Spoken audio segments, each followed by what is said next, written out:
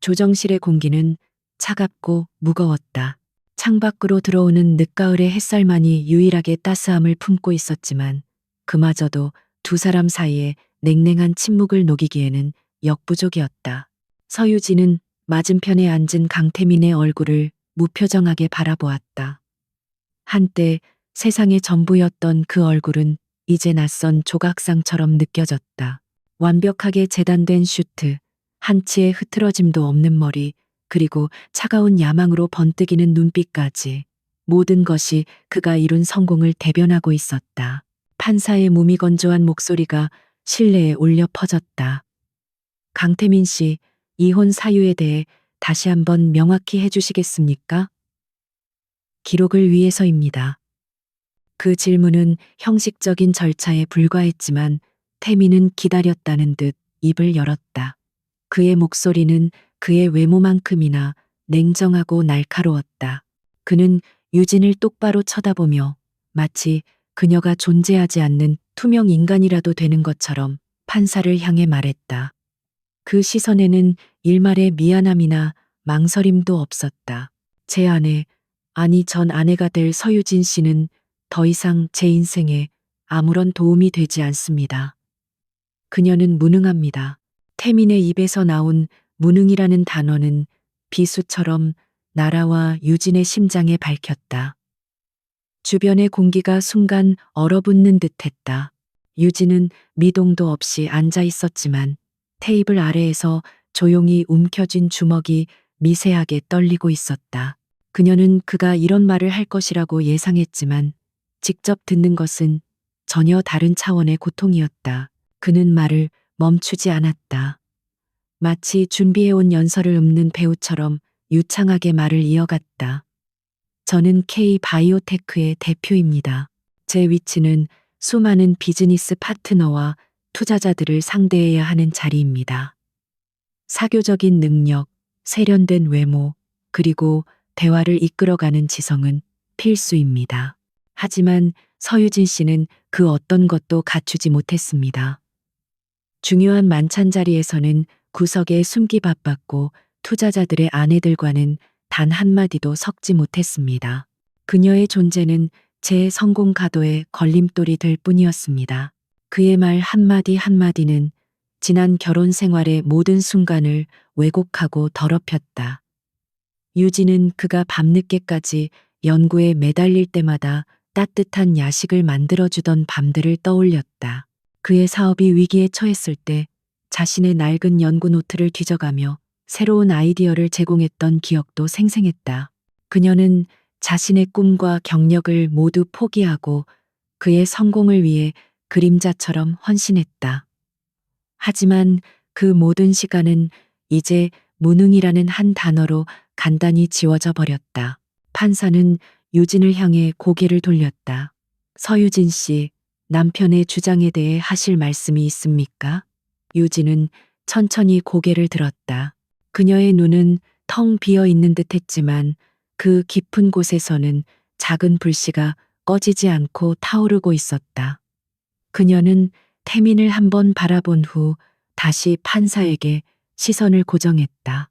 그리고 나지막하지만 단호한 목소리로 말했다. 없습니다. 모두 사실입니다.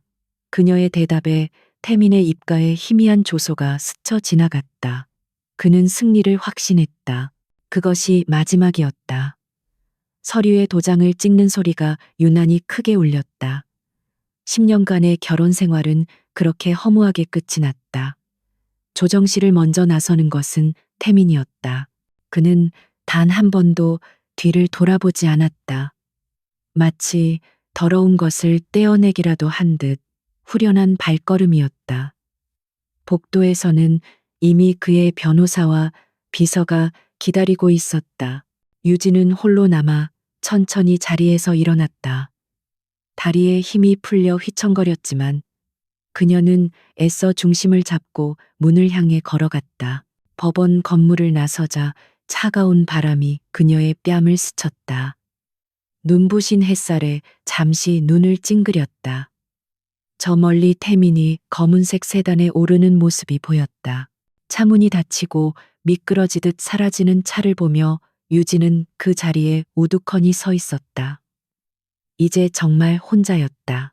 그와의 추억이 깃든 이제는 텅 비어버린 집으로 돌아갈 자신이 없었다. 그녀는 어디로 가야 할지 막막했다. 발걸음은 무의식적으로 익숙한 방향으로 향하고 있었다. 그녀는 버스에 몸을 실었다. 창밖으로 빠르게 지나가는 도시의 풍경은 낯설게만 느껴졌다. 사람들로 붐비는 거리, 화려한 상점들, 모두가 각자의 삶을 살아가고 있었다. 그녀의 세상만 무너져 내린 것 같았다. 버스는 낡은 동네로 접어들었다. 이곳은 그녀가 태민을 만나기 전 오직 연구에만 몰두하며 청춘을 보냈던 곳이었다.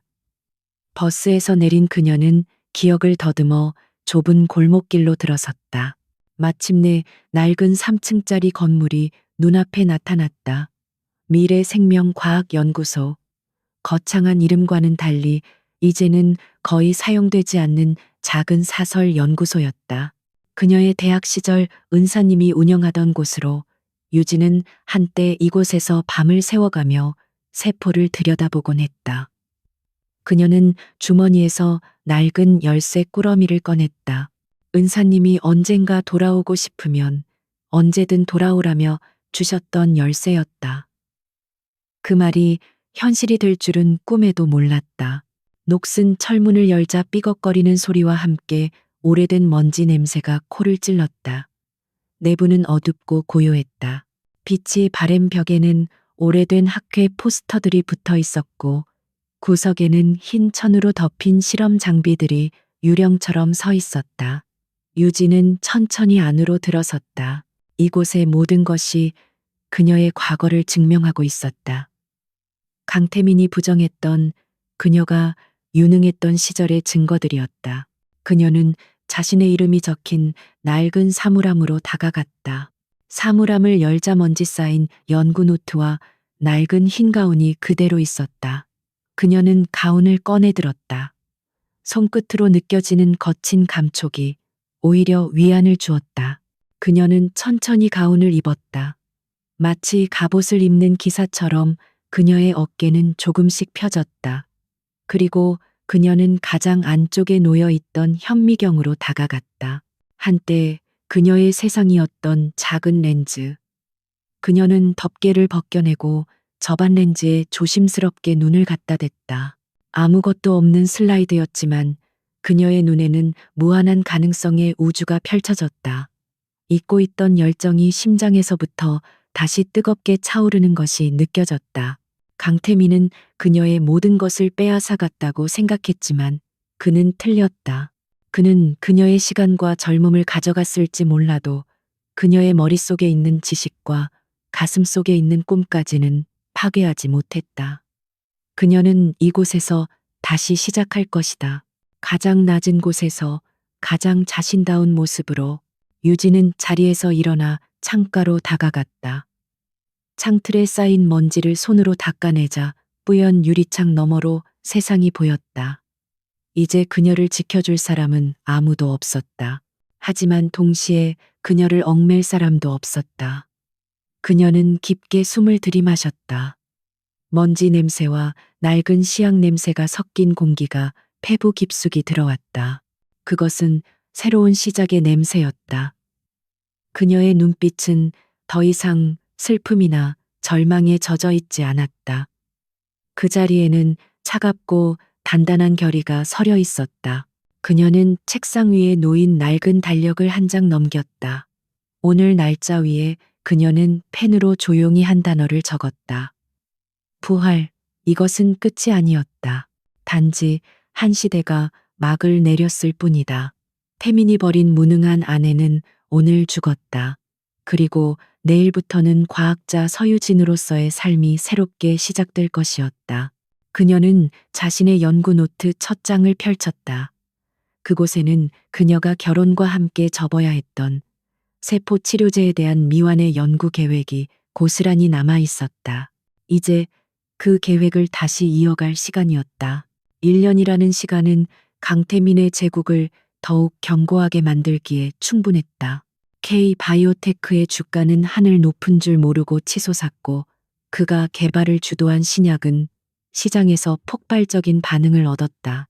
언론은 그를 바이오 업계의 젊은 거인 미다스의 손이라 칭하며 연일 그의 성공 신화를 대서특필했다. 그는 이혼의 상처 따위는 존재하지 않았다는 듯 완벽한 성공 가도를 달리고 있었다. 그의 곁에는 이제 새로운 여인 오수연이 있었다.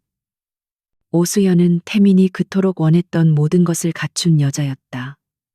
국내 굴지의 투자사 오성캐피탈 회장의 외동딸, 눈부신 미모와 사교계의 여왕이라 불릴 만큼 뛰어난 화술, 그리고 그 무엇보다 그의 야망을 이해하고 지지해주는 강력한 배경까지. 그녀는 태민의 제국의 활용점정을 찍어줄 마지막 퍼즐 조각이었다. 그들의 약혼 발표는 비즈니스와 사교계 모두에서 가장 뜨거운 화제였다. 화려한 조명이 쏟아지는 호텔 연회장에서 K바이오테크의 창립 5주년 기념 파티가 열리고 있었다. 태민은 오수연의 허리를 감싸 안은 채 수많은 축하객들 사이를 유영하듯 거닐었다. 그는 자신에게 쏟아지는 선망과 질투의 시선을 온몸으로 즐기고 있었다. 샴페인 잔을 든 그의 손짓 하나, 미소 한 자락에도 자신감이 넘쳐 흘렀다. 그는 세상의 정점에 서 있었다. 강 대표님, 정말 대단하십니다. 이번 신약은 그야말로 혁명입니다. 한 중년의 투자자가 아첨 섞인 목소리로 그를 칭송했다. 태민은 여유롭게 미소를 지으며 답했다. 과찬이십니다. 아직 시작에 불과합니다. K바이오테크는 더 높은 곳을 향해 나아갈 것입니다. 그의 목소리에는 거침없는 야망이 서려 있었고 오수연은 그런 그의 모습을 자랑스럽다는 듯 바라보며 우아하게 미소 지었다. 바로 그 순간 태민은 눈앞이 잠시 아찔해지는 것을 느꼈다. 귓가에서 윙하는 이명이 울리고 손에 든 샴페인 잔이 미세하게 떨렸다. 그는 순간적으로 균형을 잃을 뻔했지만 오수연의 팔을 가볍게 붙잡으며 가까스로 평정을 되찾았다. 잠깐 현기증이 요즘 너무 무리했나 봅니다. 그의 말에 수연은 걱정스러운 표정을 지었지만 그 눈빛에는 그의 건강에 대한 진심 어린 염려보다는 그의 이미지를 걱정하는 기색이 역력했다. 그녀는 그의 넥타이를 고쳐주며 나지막이 속삭였다. 자기 사람들 앞에서 약한 모습 보이면 안 돼요. 이럴 때일수록 더 완벽해야죠. 그녀의 말에 태민은 정신이 번쩍 들었다. 그렇다. 그는 강태민이었다. 약한 모습은 그에게 허락되지 않았다. 그는 가벼운 피로감일 뿐이라고, 며칠 밤샘 작업의 후유증일 거라고 대수롭지 않게 넘겨버렸다. 그는 다시 완벽한 CEO의 가면을 쓰고 사람들 속으로 섞여 들어갔다. 같은 시각, 도시의 반대편에 위치한 작고 낡은 연구소에서는 또 다른 세상이 펼쳐지고 있었다. 서유진은 현미경 렌즈에 눈을 고정한 채 미동도 하지 않았다. 그녀의 세상은 오직 렌즈를 통해 보이는 작은 세포들의 우주뿐이었다. 1년 전 잿더미 속에서 홀로 일어선 그녀는 자신의 은사님이 남긴 이 작은 연구소에서 묵묵히 자신의 길을 걷고 있었다. 화려한 조명도 시끄러운 찬사도 없었지만 그녀는 그 어느 때보다 평온하고 충만했다. 그녀의 연구는 더디지만 착실하게 진척을 보이고 있었다. 결혼 생활 동안 잠시 멈췄던 줄기세포 연구는 이제 새로운 가능성을 향해 나아가고 있었다.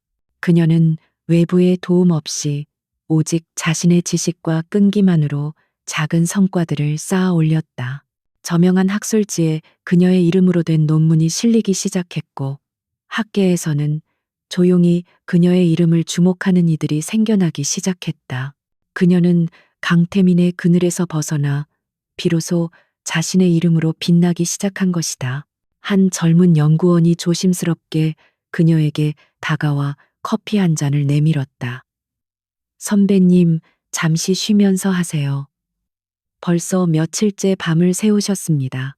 유진은 그제야 현미경에서 눈을 떼고 희미하게 미소 지었다. 괜찮아, 민준 씨. 이제 거의 다 끝나가. 그녀의 얼굴은 피곤에 지쳐 있었지만 눈은 그 어느 때보다 총명하게 빛나고 있었다. 그녀에게는 이 고된 연구의 과정 자체가 살아있다는 증거이자 삶의 이유였다.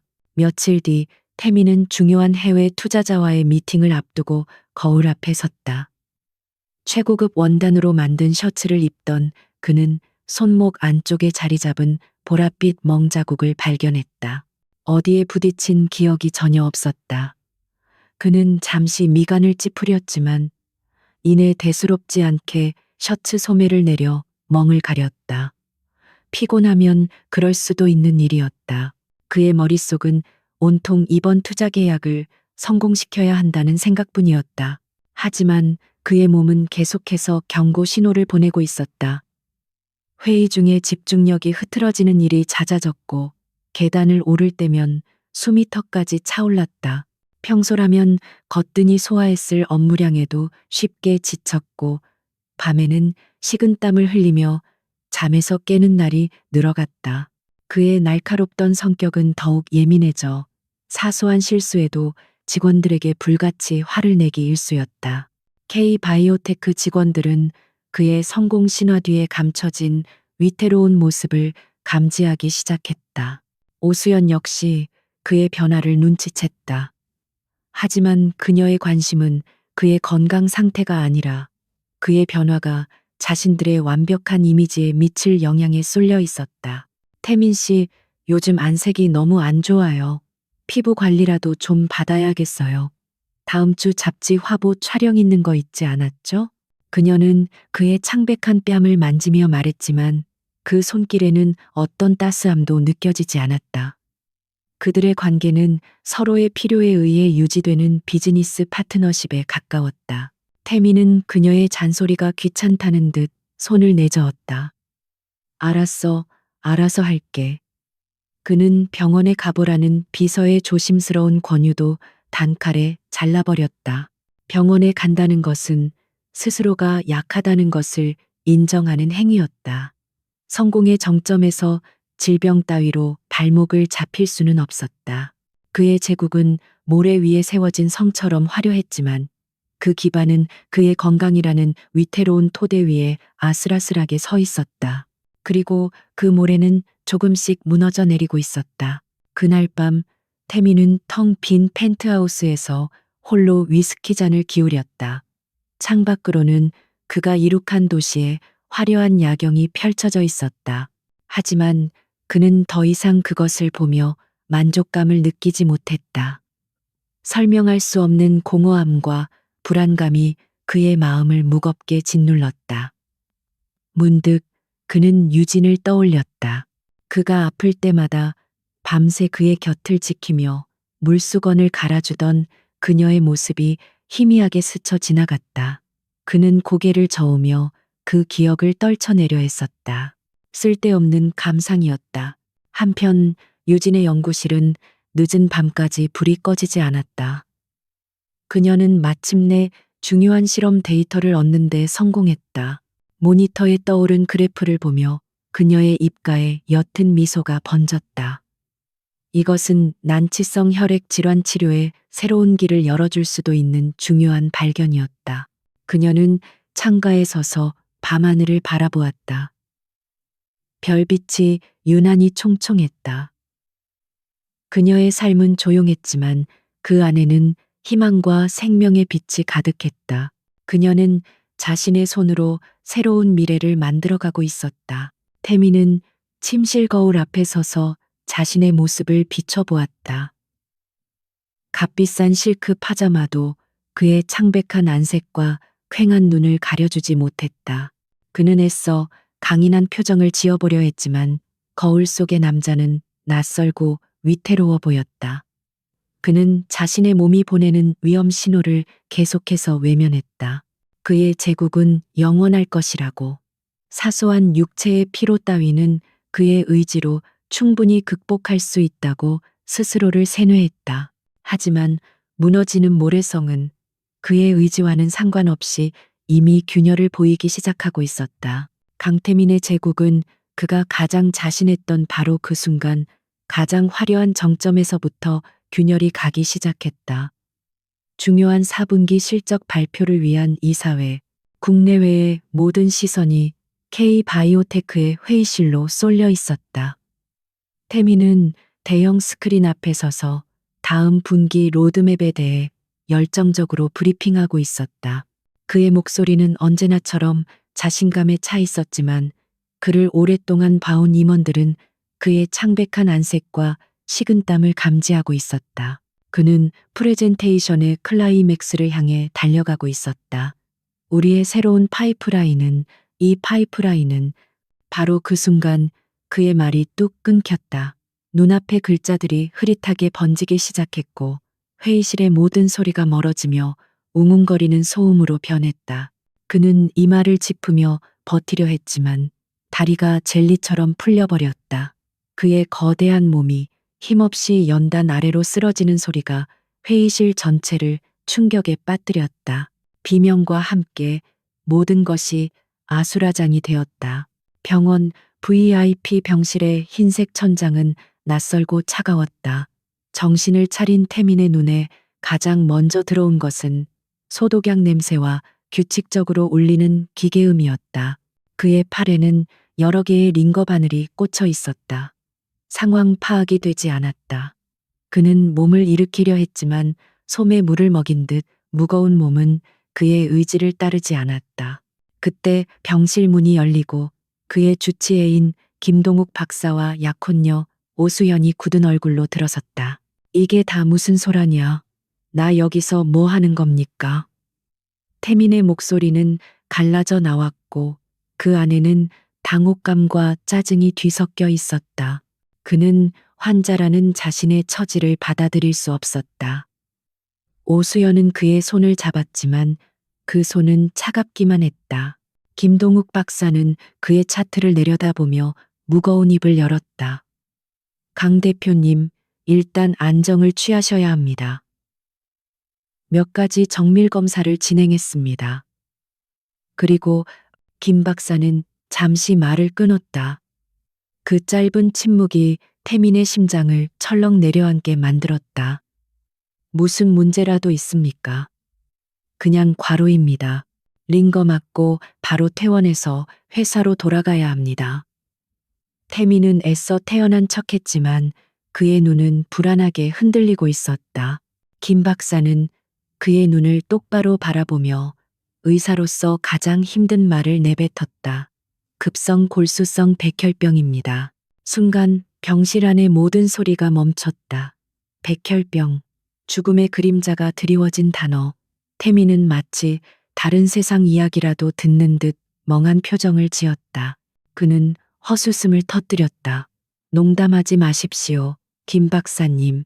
내가 왜 그런 병에 걸립니까? 오진일 겁니다. 다른 병원을 알아보겠소. 그의 목소리는 점차 격앙되었고 현실을 부정하려는 필사적인 몸부림이 드러났다. 김동욱 박사는 그의 반응을 예상했다는 듯 차분하게 설명했다. 이미 여러 차례 교차 검증을 마쳤습니다. 대표님의 몸에서 비정상적인 백혈구 수치가 폭발적으로 증가하고 있습니다. 지금 당장 항암 치료를 시작하지 않으면 매우 위험한 상황입니다. 그의 단호한 목소리는 태민의 마지막 저항마저 무너뜨렸다. 그는 더 이상 아무 말도 하지 못했다. 거대한 절망감이 파도처럼 그를 덮쳤다. 그 소식은 K바이오테크를 뿌리부터 흔들었다. CEO의 급성 백혈병 진단. 이 소식이 언론에 알려지자마자 주가는 폭락하기 시작했다. 그가 평생을 바쳐 쌓아 올린 제국이 단 하루 만에 모래성처럼 허물어지고 있었다. 오수연과 태민의 가족들은 패닉에 빠졌다.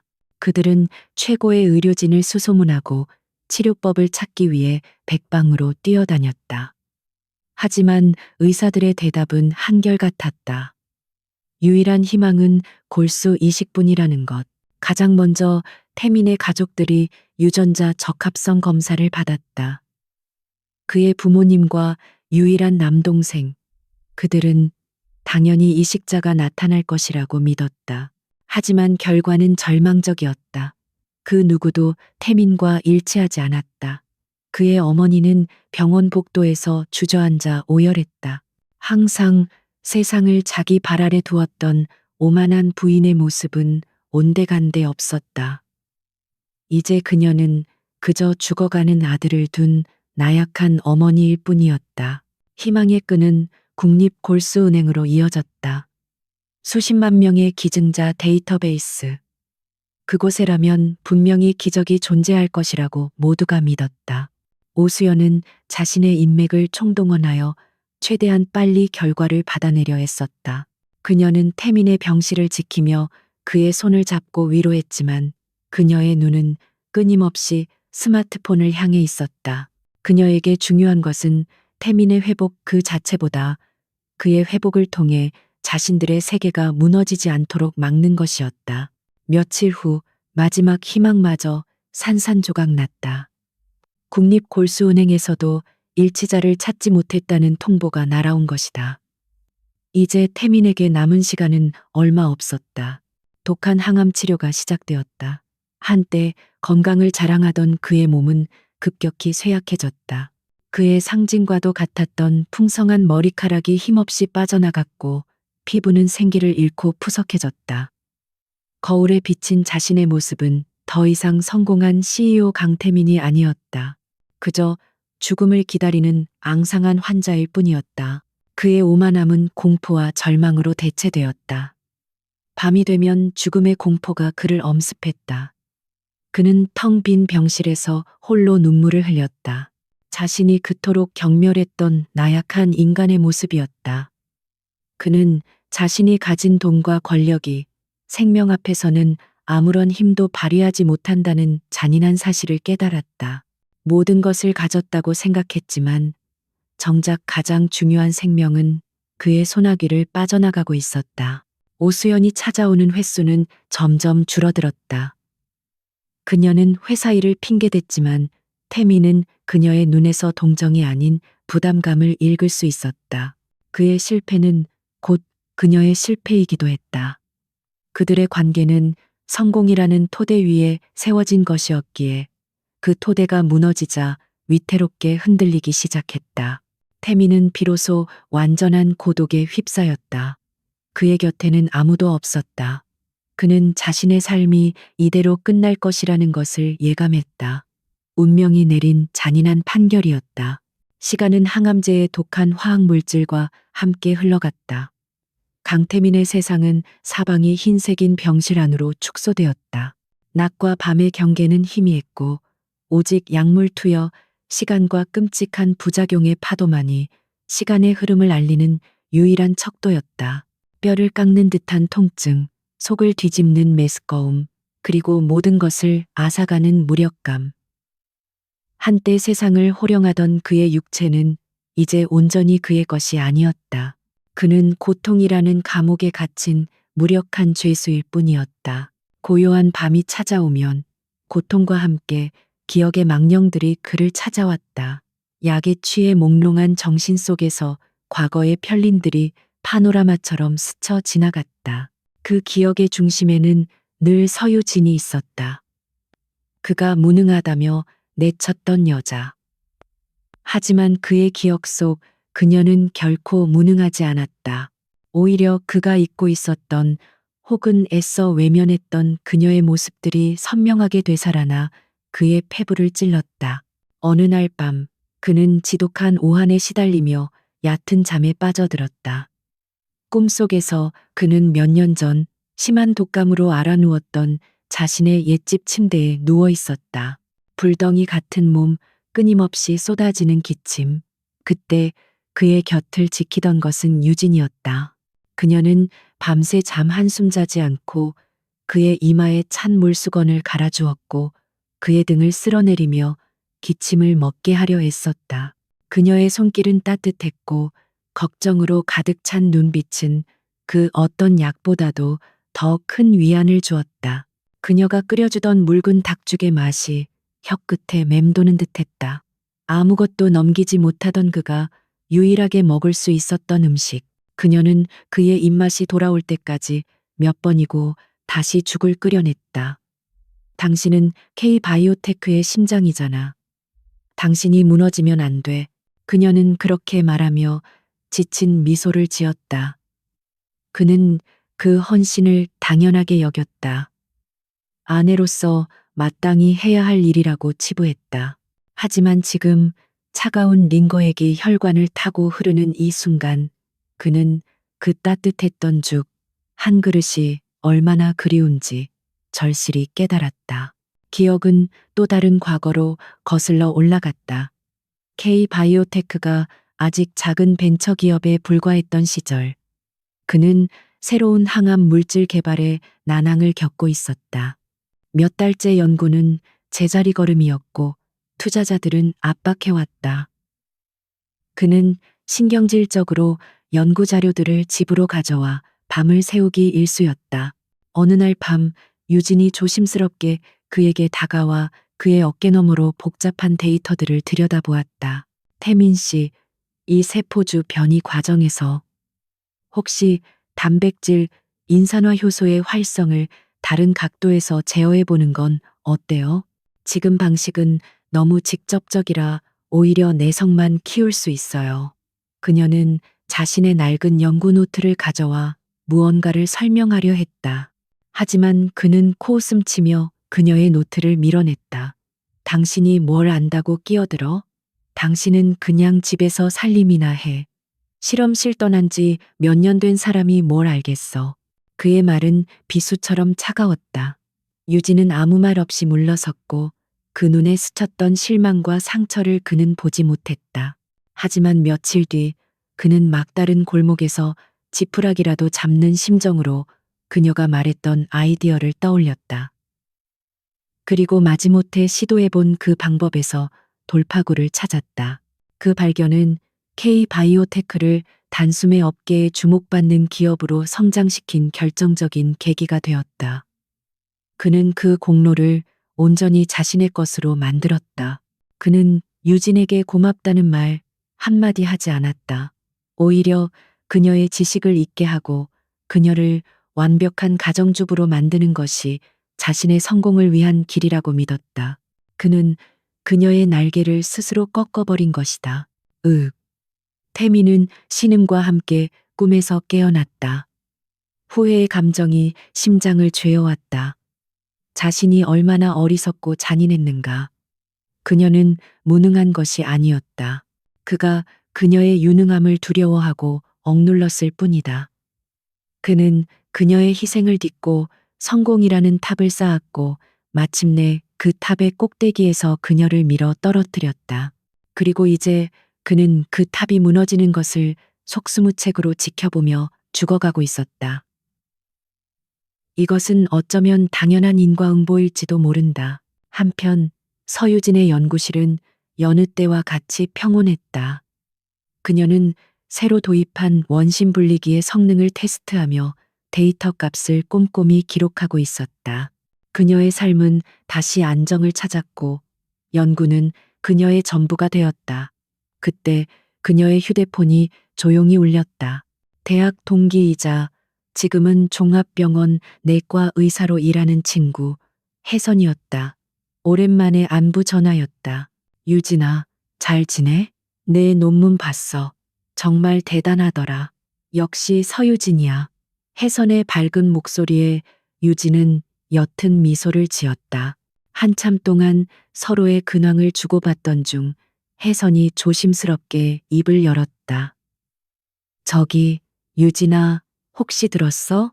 강태민 대표 말이야. 그 이름이 나오는 순간 유진의 손이 순간 멈칫했다. 그녀는 애써 태어난 목소리로 대답했다. 아니, 들은 거 없어. 그 사람 얘긴 이제 나랑 상관없으니까. 혜선은 잠시 망설이다가 말했다. 그래도 알아야 할 것 같아서. 강 대표, 급성 백혈병 진단받고 입원했대. 상태가 아주 안 좋다고 하더라. 우리 병원으로 실려왔었거든. 그 말은 마치 망치처럼 유진의 머리를 내리쳤다. 모든 사고가 정지하는 듯했다. 강태민이 그 오만하고 세상 모든 것을 가질 수 있다고 믿었던 남자가 죽을 병에 걸렸다고. 전화를 끊고 나서도 유진은 한참 동안 그 자리에 서 있었다. 복잡한 감정이 소용돌이쳤다. 그가 자신에게 준 상처를 생각하면 통쾌해야 마땅했다. 그의 불행을 보며 비웃어 주어야 했다. 하지만 이상하게도 그런 감정은 들지 않았다.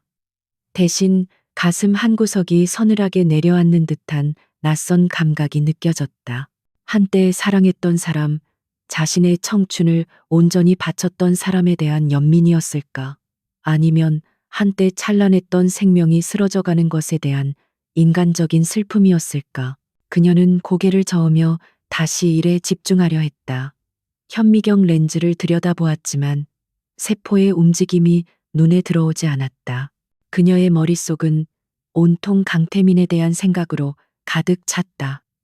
병실에 홀로 누워있을 그의 모습이 눈앞에 어른거렸다. 그의 오만한 얼굴이 고통으로 일그러져 있을 것을 상상하니 마음이 편치 않았다. 그녀는 자신도 모르게 중얼거렸다. 바보 같은 사람. 그 말 속에는 원망과 안타까움이 기묘하게 뒤섞여 있었다. 그녀는 그날 밤 더 이상 연구에 집중할 수 없었다. 잊었다고 생각했던 과거가 예고 없이 그녀의 현재를 흔들기 시작했다. 강태민의 시간은 모래시계의 마지막 모래알처럼 빠르게 흘러내리고 있었다. 몇 차례에 걸친 고강도 항암 치료는 그의 몸을 황폐하게 만들었을 뿐 병의 진행을 멈추지는 못했다. 그의 몸은 더 이상 약물을 받아들이지 못하는 한계 상황에 이르렀다. 주치의인 김동욱 박사의 얼굴에는 날이 갈수록 깊은 고뇌의 그림자가 드리워졌다. 모든 의학적 수단이 바닥을 드러내고 있었다. 그는 밤늦게까지 태민의 차트를 들여다보며 신락 같은 가능성이라도 찾아내려 했었다. 그의 시선이 태민의 인적 사항이 적힌 페이지에 멈췄다. 가족 관계, 부, 모, 남동생, 그리고 그 아래 희미하게 그어진 두 줄 위에 배우자, 서유진, 이혼이라는 글자가 적혀 있었다. 전 부인. 김 박사는 그동안 이혼한 전 부인까지 검사 대상으로 고려하는 것은 무의미하고 비윤리적이라고 생각했다. 혈연 관계가 아닌 타인과의 조직적 합성 항원, HLA, 이 일치할 확률은 수십만 분의 1에 불과했다. 하지만 지금은 그 희박한 확률이라도 붙잡아야만 하는 절망적인 순간이었다. 다음 날 아침 김동욱 박사는 태민의 어머니와 오수현을 자신의 진료실로 불렀다. 두 여자의 얼굴은 밤샘과 걱정으로 헬쑥해져 있었다. 김 박사는 무거운 표정으로 입을 열었다. 사모님, 오수현 씨, 솔직하게 말씀드려야겠습니다. 현재로서는 더 이상 시도해 볼 만한 치료법이 남지 않았습니다. 이식 외에는 방법이 없습니다. 그의 말은 사형 선고나 다름없었다. 태민의 어머니는 금방이라도 무너질 듯 위태롭게 어깨를 떨었다. 김 박사는 말을 이었다. 그래서 마지막으로 한 가지 제안을 드리려고 합니다. 가능성은 거의 없지만 지푸라기라도 잡는 심정으로 시도해 볼 가치는 있다고 판단했습니다. 그는 잠시 숨을 고른 뒤 조심스럽게 말했다. 강 대표님의 전 부인 되시는 분, 서유진 씨를 찾아가 보시는 게 어떻겠습니까? 그녀의 HLA 검사를 받아보는 겁니다. 그 말이 떨어지는 순간 태민의 어머니는 마치 모욕이라도 당한 듯 날카롭게 반응했다. 서유진? 그 애 말입니까? 의사 선생님, 지금 제정신으로 하는 소리예요? 아무짝에도 쓸모없어서 내보낸 애한테 이제 와서 뭘 어쩌란 말입니까? 걔랑 내 아들이랑 무슨 상관이라고요? 그녀의 목소리에는 유진에 대한 뿌리 깊은 경멸이 그대로 묻어나왔다. 그녀에게 유진은 여전히 아들의 성공에 흠집을 낸 오점일 뿐이었다. 하지만 오수연은 달랐다. 그녀는 침착함을 잃지 않고 냉정하게 상황을 분석했다. 서유진. 그 이름은 그녀에게도 껄끄러운 존재였다. 하지만 지금은 감정을 내세울 때가 아니었다. 태민이 죽으면 모든 것이 끝장이었다. K바이오테크의 경영권도 상류사회의 퀸이라는 자신의 지위도 모두 물거품이 될 터였다. 그녀는 태민 어머니의 팔을 부드럽게 잡으며 말했다. 어머님, 진정하세요. 지금은 뭐라도 해봐야 할 때예요. 의사 선생님 말씀대로 아주 희박한 가능성이라도 있다면 우리가 체면 차릴 때가 아니잖아요. 결국 절박함이 오만함을 눌렀다. 태민의 어머니는 마지못해 고개를 끄덕였다. 그들은 수소문 끝에 유진이 낡은 연구소에서 일하고 있다는 사실을 알아냈다. 다음 날 오후 값비싼 외제차가 허름한 연구소 건물 앞에 멈춰섰다. 차에서 내린 태민 어머니의 얼굴에는 이곳의 초라한 풍경에 대한 노골적인 불쾌감이 서려 있었다. 그녀는 마치 더러운 곳에 발을 들인다는 듯 조심스럽게 건물 안으로 들어섰다.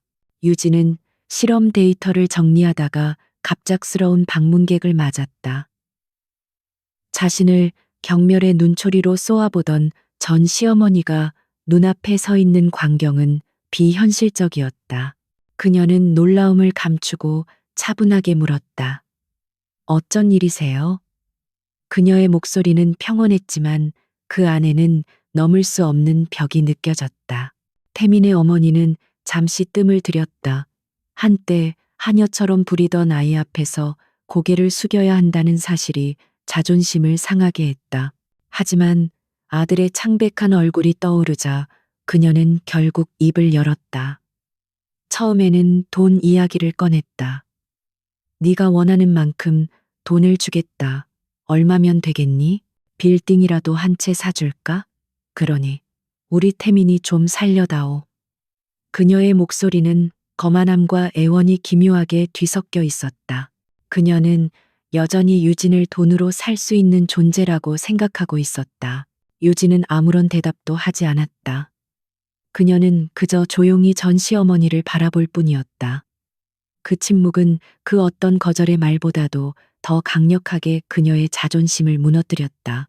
결국 태민의 어머니는 참았던 울음을 터뜨리며 무릎을 꿇었다. 유진아, 내가 잘못했다. 내가 다 잘못했어. 제발, 우리 태민이 이대로 죽게 내버려 두지 말아다오. 네가 한 번만 도와주면, 제발.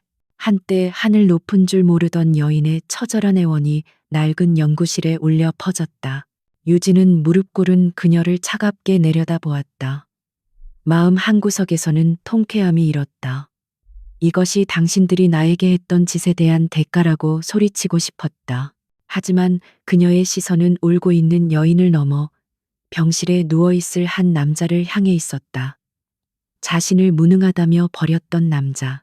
하지만 동시에 자신의 20대를 함께 보냈고 한때는 진심으로 사랑했던 남자. 그녀는 복수를 원하지 않았다. 그녀가 원하는 것은 그런 시시한 감정의 해소가 아니었다. 그녀는 생명을 다루는 과학자였다.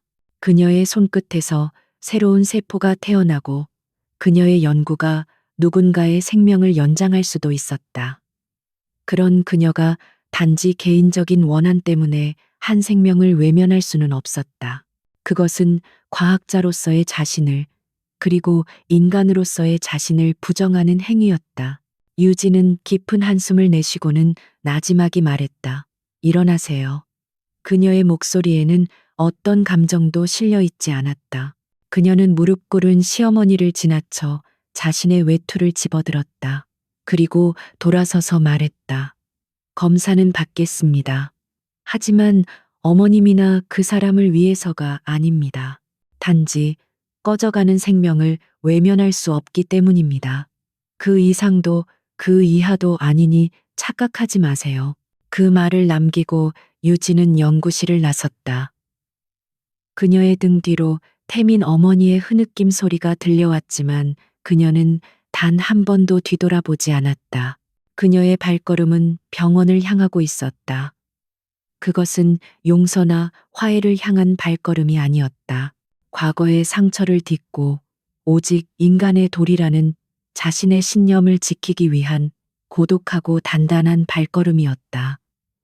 마지막 희망의 불씨가 그녀의 손에 들려 있었다. 검사 결과를 기다리는 시간은 지옥처럼 길었다. 병원 복도의 공기는 납덩이처럼 무겁게 가라앉아 있었다. 강태민의 어머니와 오수연은 초조하게 의자 끝에 앉아 손톱을 물어뜯거나 다리를 떨었다. 그들에게 서유진의 등장은 마지막 동아줄이었지만 동시에 그 동아줄이 썩은 것일지도 모른다는 불안감을 떨칠 수 없었다. 반면 서유진은 그들로부터 조금 떨어진 창가에 서서 무표정한 얼굴로 바깥 풍경을 내다보고 있었다. 그녀의 침착함은 오히려 두 여자를 더욱 불안하게 만들었다. 마침내 진료실 문이 열리고 김동욱 박사가 모습을 드러냈다. 그의 얼굴은 평소의 냉철함을 잃고 뭐라 형용하기 힘든 복잡한 감정에 휩싸여 있었다. 그는 세 사람을 번갈아 쳐다보더니 유진에게 시선을 고정하고 입을 열었다. 그의 목소리는 미세하게 떨리고 있었다. 믿을 수가 없군요. 이런 경우는 의사 생활을 하면서 단 한 번도 본 적이 없습니다. 그는 손에 든 검사 결과지를 들어보였다. 서유진 씨의 조직적 합성항원 HLA 유전자형이 강태민 환자와 100% 일치합니다. 그 말은 폭탄처럼 복도에 떨어졌다. 태민의 어머니는 순간 그 말의 의미를 이해하지 못하고 멍하니 김 박사를 바라보았다. 100%라니요? 그게 무슨 뜻입니까? 오수연이 먼저 정신을 차리고 되물었다. 그녀의 목소리는 날카롭게 갈라져 나왔다. 김 박사는 흥분을 감추지 못하며 설명했다. 형제 자매 간에도 완전히 일치할 확률이 25%에 불과합니다. 혈연 관계가 아닌 타인과 일치할 확률은 거의 기적에 가깝습니다. 그런데 전 부인과 이렇게 완벽하게 일치하다니. 이건 의학적으로 설명하기 힘든 기적입니다. 태민의 어머니는 그제야 상황을 파악하고 자리에서 벌떡 일어섰다. 그녀는 유진에게 달려가 다짜고짜 그녀의 팔을 붙잡았다. 아니, 유진아. 하늘이 우리 태민이를 버리지 않으셨구나. 네가 우리 태민이를 살릴 수 있단다.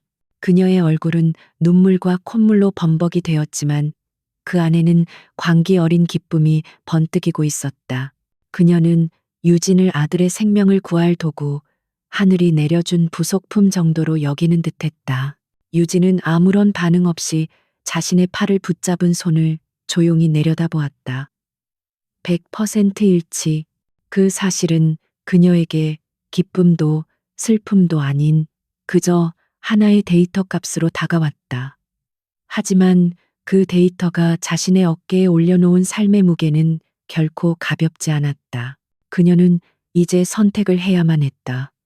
자신을 가장 비참하게 만들었던 남자의 생명을 구할 것인가, 아니면 외면할 것인가. 그녀의 손에 그의 목숨이 달려 있었다. 그 소식은 곧바로 병실에 있는 강태민에게도 전해졌다. 약물에 취해 흐릿했던 그의 의식이 번쩍 뜨이는 듯했다.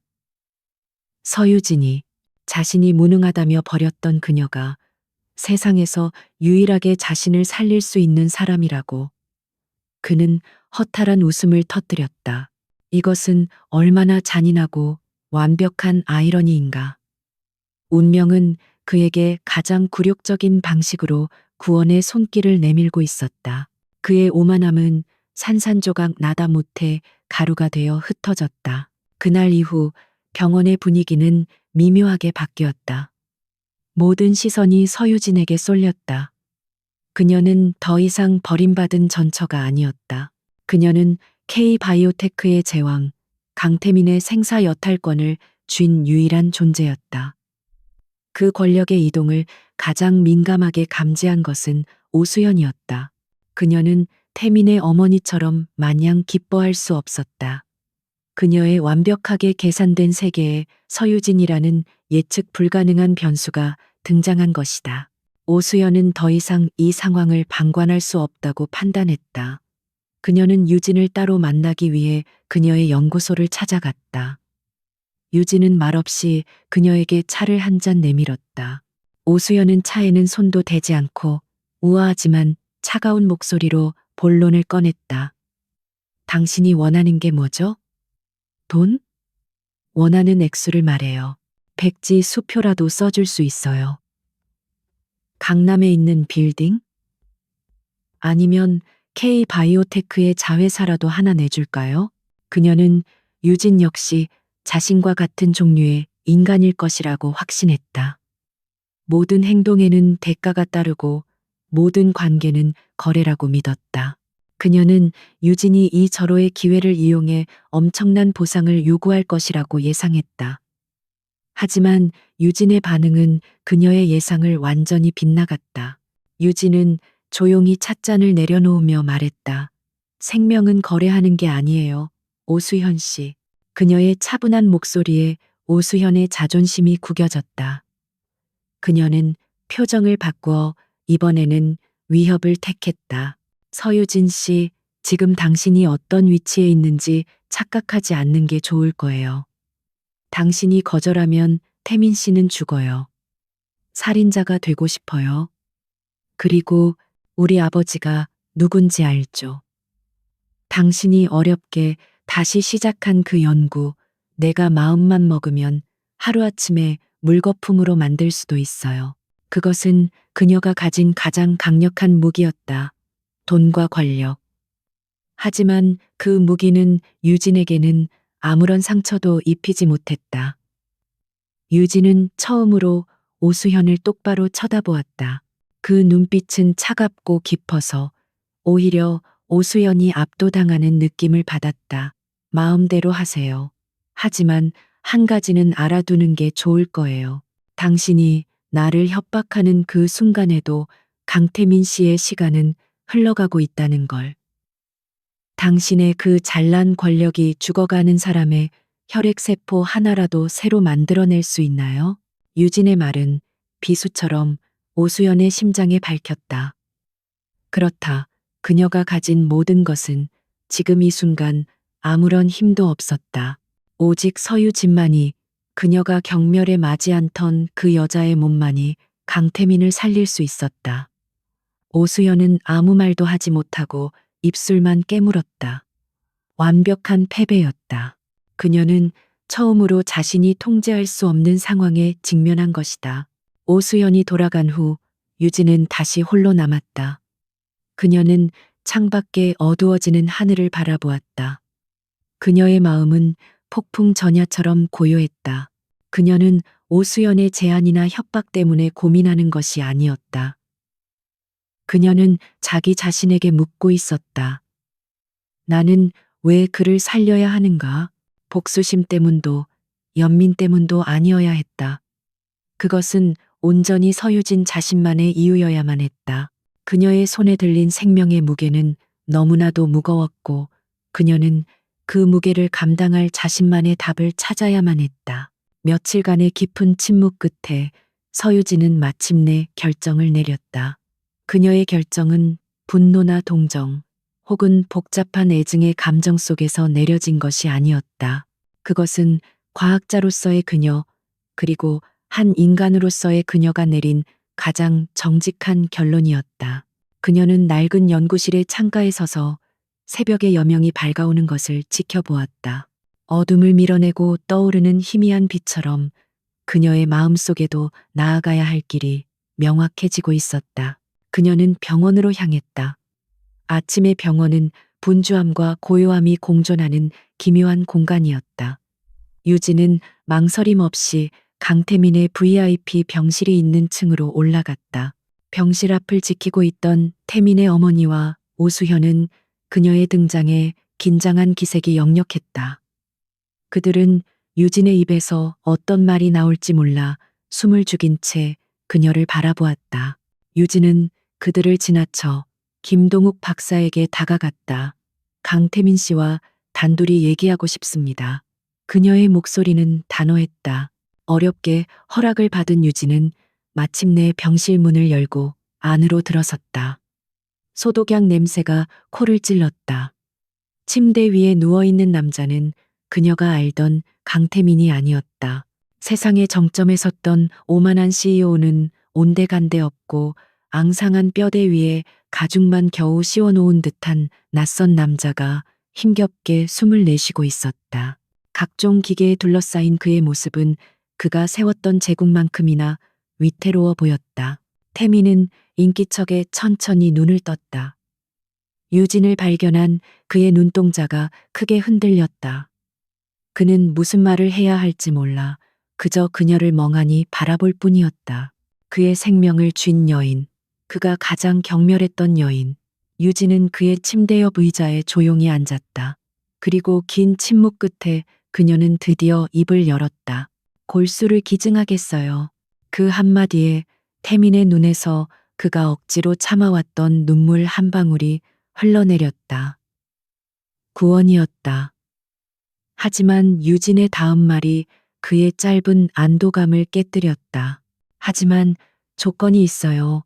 태민은 마른 입술을 달싹였다. 돈, 빌딩, 회사 지분. 그는 그녀가 무엇을 요구하든 모든 것을 들어줄 준비가 되어 있었다. 그는 힘겹게 목소리를 쥐어짰다. 뭐든지 말하시오. 유진은 그의 눈을 똑바로 응시했다. 그 눈빛에는 어떤 사적인 감정도 담겨 있지 않았다. 오직 차갑고 이성적인 빛만이 감돌았다. 돈이나 재산이 아니에요. 그녀는 잠시 말을 끊었다가 그의 기억 가장 깊은 곳에 묻혀 있을 이름을 꺼냈다. 박진우 박사님을 기억하세요? 그 이름이 나오는 순간 태민의 얼굴이 하얗게 굳었다. 박진우. 한때 그의 가장 친한 동료이자 경쟁자였던 천재 과학자. 그리고 그의 손에 의해 모든 것을 잃고 업계에서 매장당한 비운의 남자. 유진의 목소리는 낮고 차분했지만 그 안에는 송곳 같은 날카로움이 있었다. 5년 전 K바이오테크의 프로메테우스 프로젝트, 박진우 박사님이 이끌던 알츠하이머 치료제 개발 프로젝트였죠. 당신은 그 프로젝트가 당장 돈이 되지 않는다는 이유로 중단시켰어요. 그리고 그의 연구 핵심 데이터를 훔쳐서 지금 K바이오테크를 먹여 살리는 블록버스터 신약의 기반으로 사용했죠. 박 박사님은 연구 기밀 유출이라는 누명을 쓰고 쫓겨났고요. 태민은 아무런 대답도 하지 못했다. 유진의 말은 모두 사실이었다. 그것은 그의 성공 신화 뒤에 감춰진 가장 추악한 비밀이었다. 유진은 그의 침묵을 긍정으로 받아들이고 자신의 조건을 말했다. 내 조건은 당신의 목숨을 구하는 대가로 당신이 짓밟았던 다른 사람의 인생을 되돌려 놓으라는 겁니다. 공식 기자회견을 여세요. 당신의 입으로 직접 모든 진실을 밝히고 박진우 박사님께 공개적으로 사죄하고 그의 명예를 회복시켜 주세요.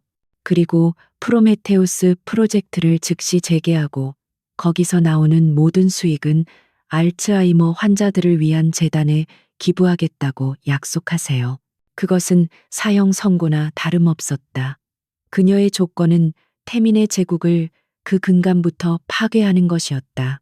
그의 모든 성공과 명예는 거짓 위에 세워진 탑이라는 것을 스스로 인정하라는 요구였다. 태민은 숨을 헐떡였다.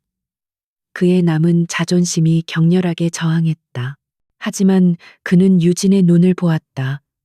그녀는 협상하고 있는 것이 아니었다. 통보하고 있었다. 그리고 그는 알았다. 이것이 단순한 복수가 아니라는 것을. 이것은 그에게 주어진 마지막 구원의 기회, 인간으로서 다시 태어날 수 있는 유일한 길이라는 것을. 긴 침묵 끝에 그는 마침내 무너졌다.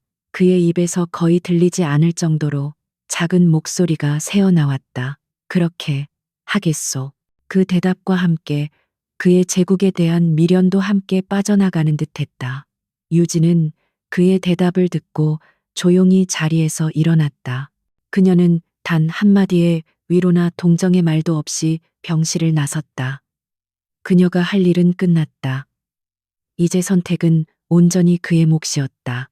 유진이 나가자마자 태민의 어머니와 오수연이 병실로 뛰어들어왔다. 어떻게 됐어? 뭐라고 하더냐? 돈을 달래?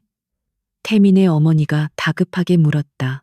태민은 텅 빈 눈으로 천장을 바라보며 유진의 조건을 힘겹게 전했다.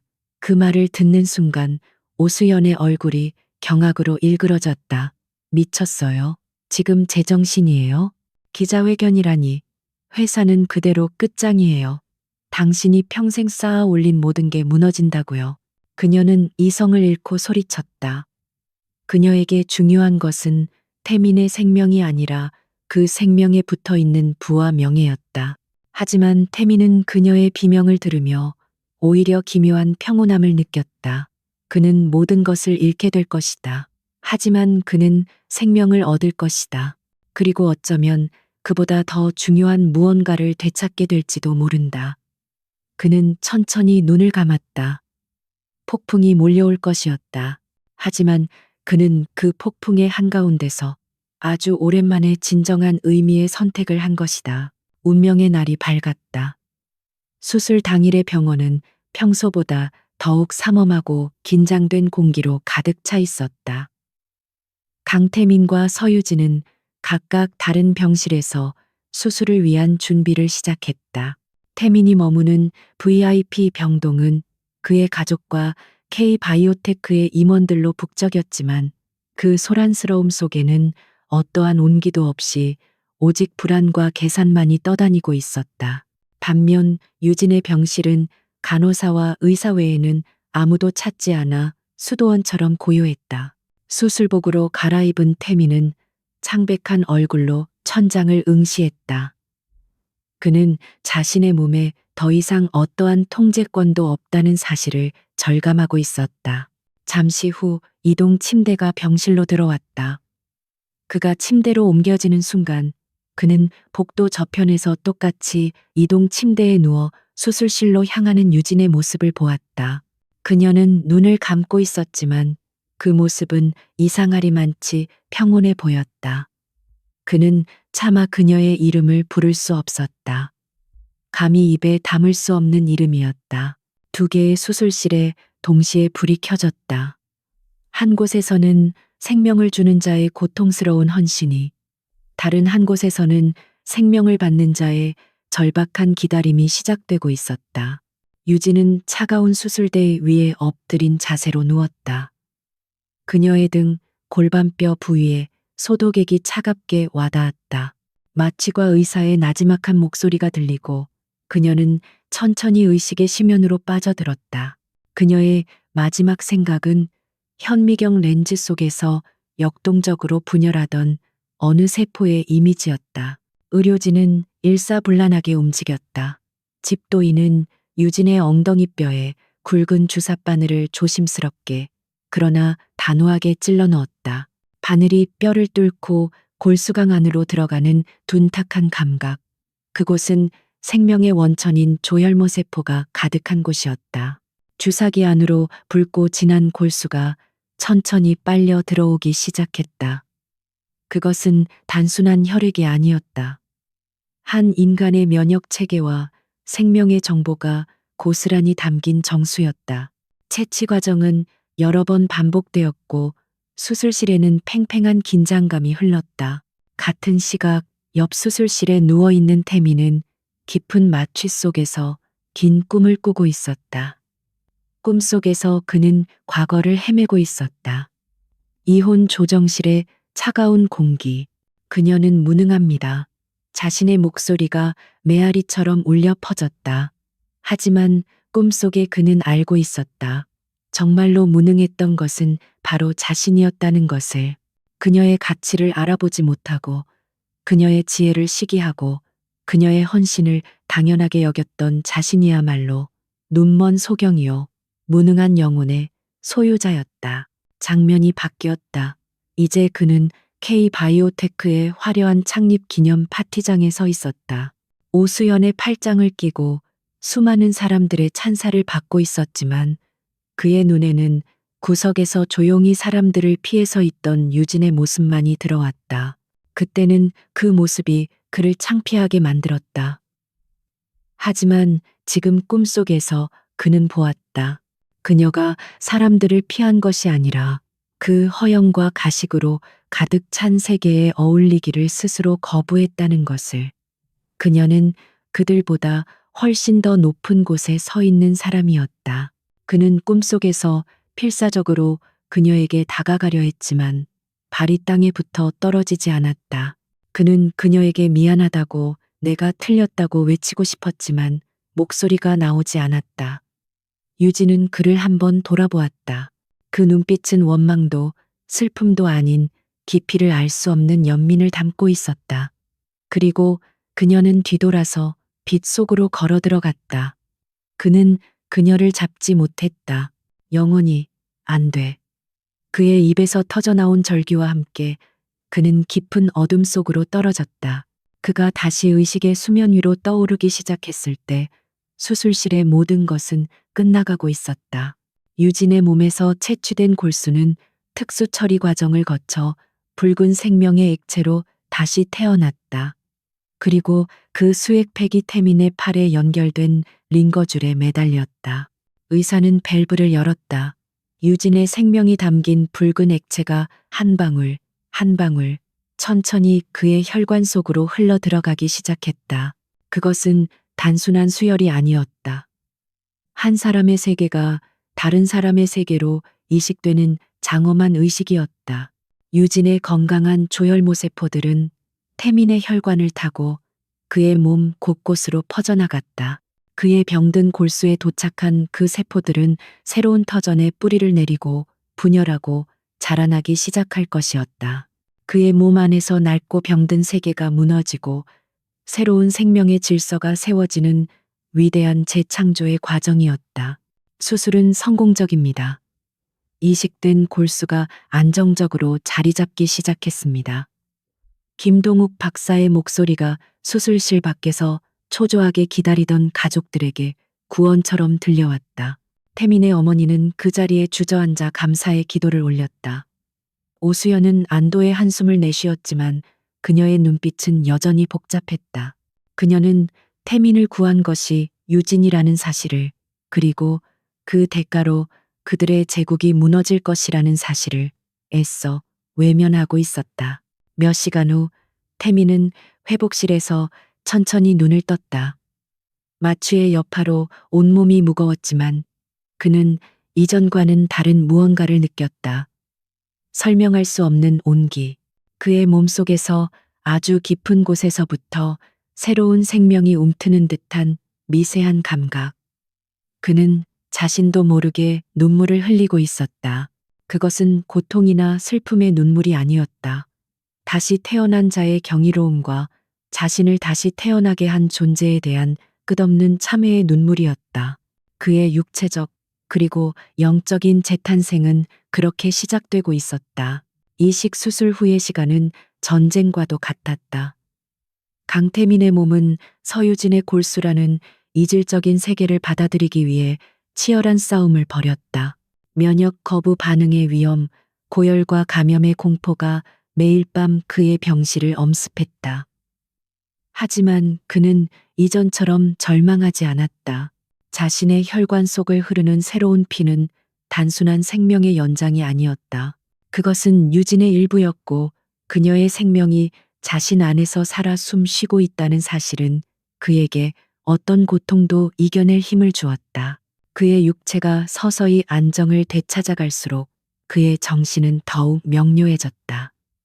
그는 매일 아침 눈을 뜨면 자신이 유진에게 빚진 목숨으로 하루를 시작한다는 것을 되새겼다.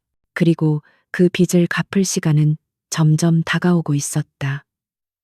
그의 몸이 겨우 휠체어의 의지에 움직일 수 있게 되자마자 그는 비서를 불렀다. 그의 지시는 단호하고 분명했다. 기자회견을 준비해 주시오. K바이오테크의 모든 과오를 밝힐 시간이요. 그 결정은 폭탄 선언이었다.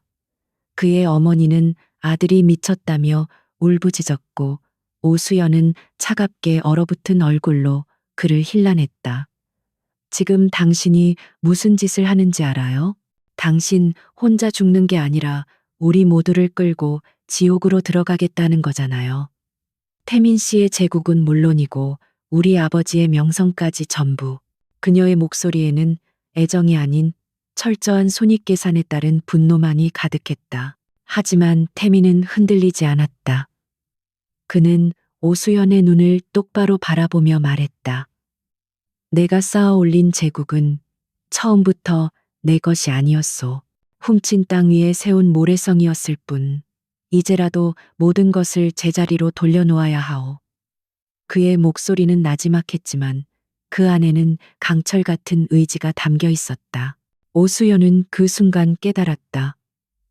그녀가 사랑했던, 아니, 자신의 파트너로 선택했던 야심만만하고 냉혹한 강태민은 더 이상 존재하지 않는다는 것을 기자회견장은 수백 명의 기자들로 인산인해를 이루었다. 모두가 병마를 이겨낸 영웅의 복귀를 기대하고 있었다. 그러나 휠체어를 타고 연단에 나타난 태민의 모습은 그들의 예상을 완전히 뒤엎었다. 그는 헬쑥하고 연약해 보였지만 그의 눈빛만은 그 어느 때보다 형형하게 빛나고 있었다. 수많은 카메라 플래시가 터지는 가운데 그는 마이크를 잡고 떨리는 그러나 분명한 목소리로 입을 열었다. 그의 고백은 충격 그 자체였다. 그는 박진우 박사의 연구를 어떻게 훔쳤는지, 어떻게 그에게 누명을 씌워 파멸시켰는지를 상세히 밝혔다. K-바이오테크의 성공이 한 천재 과학자의 희생 위에 세워진 것이었음을 만천하에 공개했다. 그는 연단에서 내려와 카메라 앞에서 깊이 고개를 숙였다. 박진우 박사님께 그리고 세상 모든 분들께 제 죄를 사죄합니다. K-바이오테크의 대표직에서 물러나 남은 평생을 참회하며 살겠습니다. 그의 고백이 끝나자 회견장은 물을 끼얹은 듯 조용해졌다가 이내 거대한 폭풍에 휩싸였다. K-바이오테크의 주가는 실시간으로 곤두박질 쳤고 바이오 업계의 신화는 하루아침에 추악한 범죄자로 전락했다. 태민은 그 모든 혼란을 뒤로하고 조용히 병원으로 돌아왔다.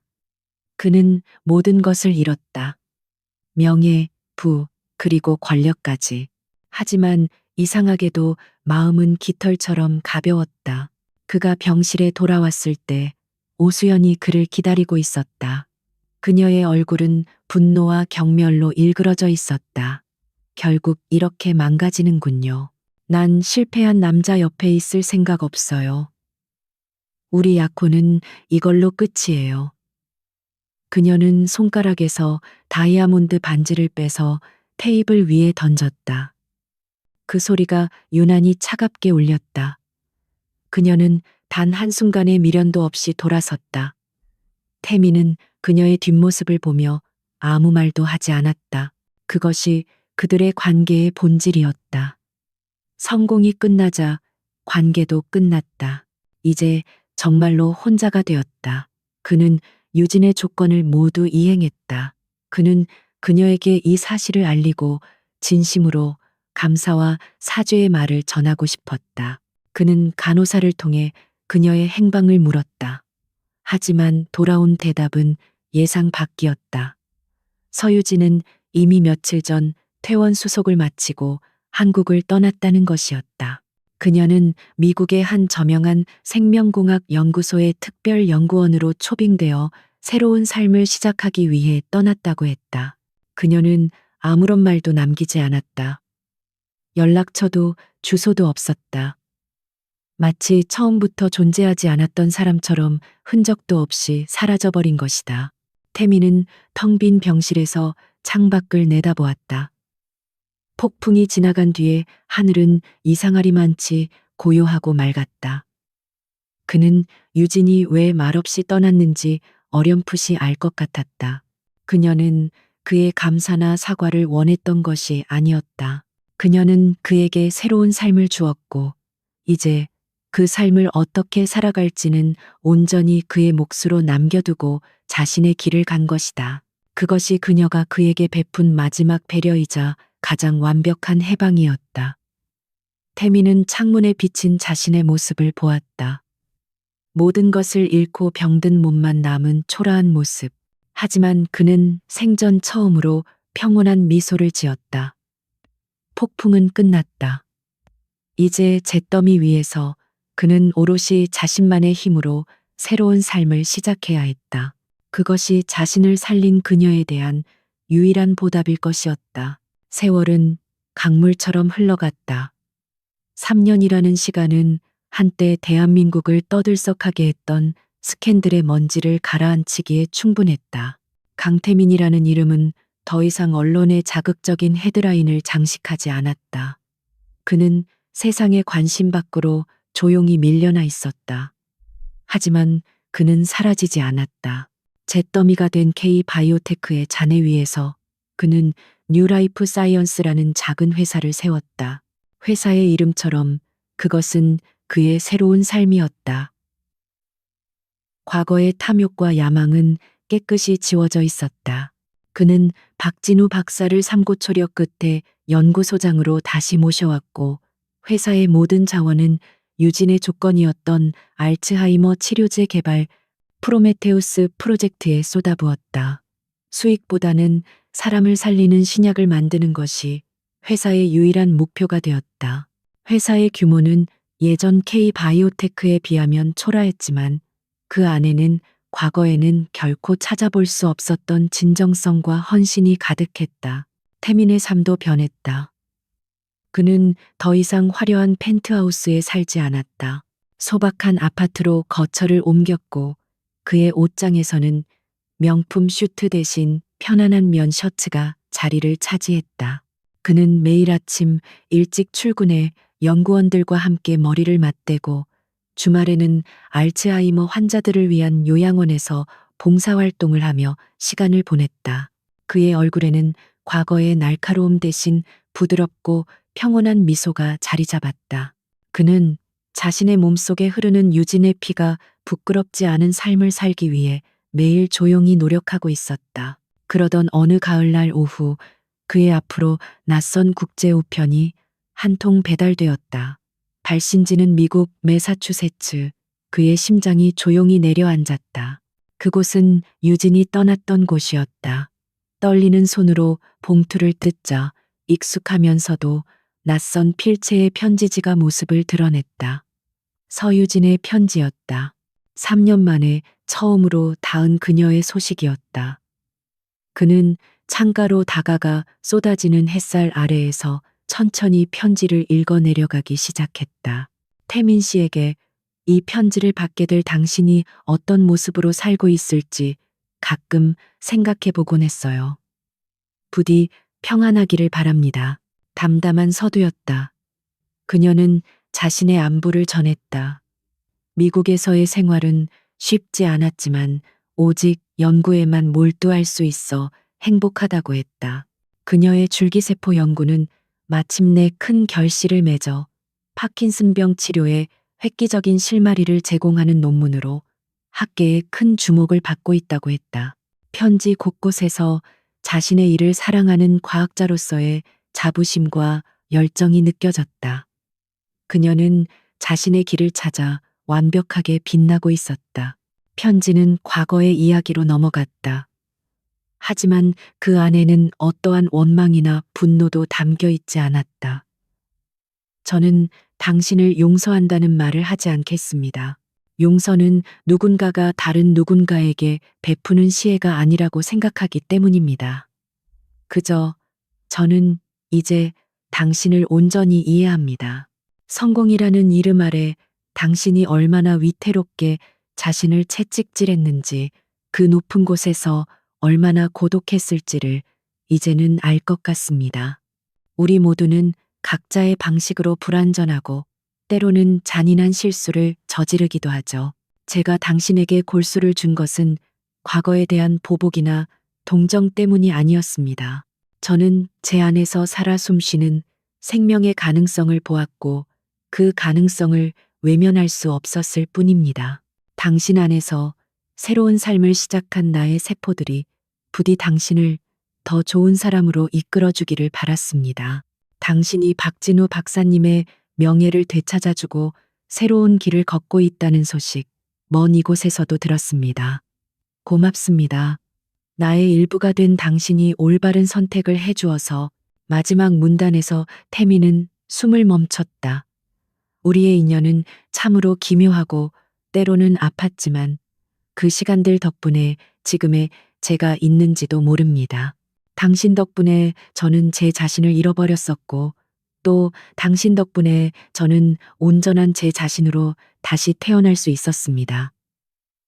그러니 이제 당신도 과거의 짐을 내려놓으세요.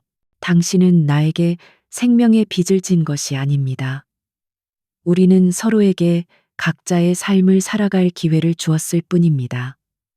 부디 당신만의 평화를 찾으시길 진심으로 바랍니다. 편지는 그렇게 끝나 있었다. 추신도 다시 연락하겠다는 약속도 없었다. 그것은 완벽한 작별의 편지이자 가장 따뜻한 축복의 편지였다. 태미는 편지를 가슴에 품고 조용히 눈을 감았다. 눈가에서 뜨거운 눈물이 흘러내렸다. 그것은 후회의 눈물이 아닌 정화의 눈물이었다. 유진은 그를 용서한 것이 아니었다. 그녀는 그를 이해하고 그 과거로부터 그와 자기 자신 모두를 자유롭게 놓아준 것이었다. 그 어떤 용서의 말보다도 더 깊은 구원이었다. 같은 시각 지구 반대편의 거대한 국제 컨퍼런스 홀, 수천 명의 석학들이 모인 자리에서 사회자가 다음 발표자를 호명했다. 다음은 파킨슨병 연구의 새로운 지평을 연 서유진 박사님을 무대로 모시겠습니다. 우레와 같은 박수 소리와 함께 서유진이 단상 위로 걸어 나왔다. 그녀는 더 이상 과거의 그늘에 갇힌 소심한 여인이 아니었다. 단정하지만 자신감 넘치는 모습, 지성으로 빛나는 눈빛, 그녀는 세상의 중심에서 자신의 목소리를 내는 당당한 과학자였다. 그녀는 청중을 향해 환하게 미소 지으며 마이크를 잡았다. 그녀의 시선은 저 멀리 창창한 미래를 향해 있었다. 강태민은 편지를 내려놓고 사무실 창밖을 바라보았다. 해질녘의 노을이 도시를 황금빛으로 물들이고 있었다. 그의 입가에는 아주 오랜만에 진정으로 평온한 미소가 걸려 있었다. 그들은 다시 만나지 않을 것이다. 하지만 그들은 각자의 자리에서 서로에게 받은 생명과 새로운 기회를 온전히 살아낼 것이었다. 그것이야말로 두 사람이 함께 만들어낸 가장 완벽하고 의미 있는 결말이었다.